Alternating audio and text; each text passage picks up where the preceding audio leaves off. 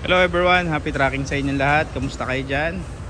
Magandang tanghali sa inyong lahat. It's Friday at dito tayo sa Yarda.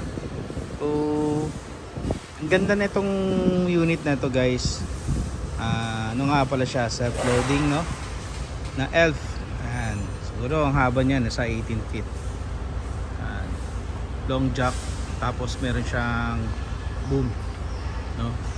And guys, napakaganda oh. Grabe yung style niya no, Decatora. Ganda, pogi. Ito nga pala ay sold na. Hindi natin alam kung magkano yung presyo nito. Pero pogi oh. Pakita ko sa inyo guys yung loob. Alam nyo ba guys, napaka-pogi ng loob. Sa mga car guy pipe fanatic dyan, sa may mga alam na brand, grabe ang ganda ng ano nyo oh. Ganda ng upuan, Recaro. So tayo kasi guys, naka Honda Civic tayo. Mahilig din tayo sa mga sasakyan. Dito ako na sorpresa no. Grabe, pogi oh. Premium. Oh, JDM talaga. Pogi. Ganda. So alamin natin no. Kumpletong-kumpleto siya guys no. To ano siya, may mga radyo pa. Talagang pang logistics talaga siya. So mga ganito klaseng unit guys, maganda to sa logistic no. Ayan o, naka-modify na rin yung muffler nya. Okay. And take note guys, it's original from Japan. 6 stud oh. So ito yung mga masabi natin, mga costume. Ganda, kinis. Long jack. So, ang section niya 1, 2, 3 1, 2, 3 4 section no? So, 4 section siya. Each oh 1, 2, 3, 4 yan. Yung magiging diagram niya, pinahaba ng 76 degrees. 76 degrees siya. Meron siyang winch. Ang angas guys, may ramp pa siya no? Tapos itong tangke oh.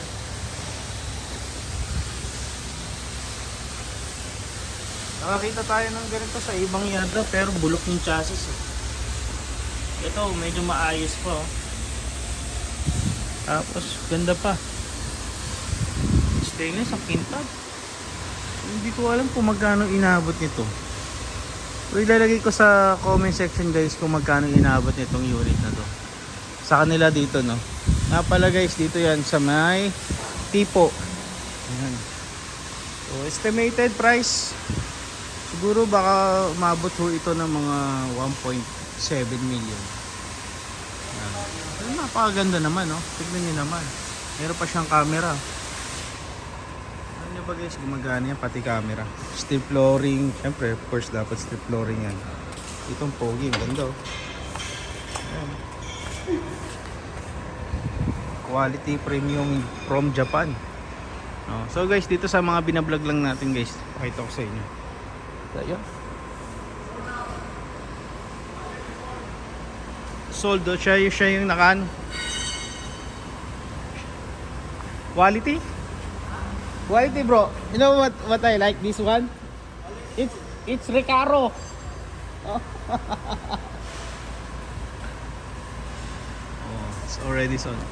It's just estimated, I think it's up 1.7 right? 1.8. Oh, coming from the ano. Damn, napakaganda, pogi. So guys, if someone they like that one, you can order to Japan. No boss? Yeah, we can order. Oh, we can order oh. Bro, can you tell ano address and your number? You can tell to my video. Subic Bay, Tipo, Building 9A, K2 Subic Corporation. Number. Contact number 096-9539-8445. Okay guys, alam nyo na. Siya yung si Sudip. And guys, napaka-pogi talaga, no? Ayan, estimated lang naman natin dito. We can give much more pogi rather than this one, no? But napakaganda talaga, guys. Napaka-quality. Boss, what is engine this one? What engine? 6P1. 6PE1. 6PE1 inline, oh. So guys, ayun, 6PE1, nakita natin mga 4-cylinder. Pero ano siya, no? Ayun, oh, yung mga ito yung kanyang tinakbo. 100,000. 106,434. Ayun.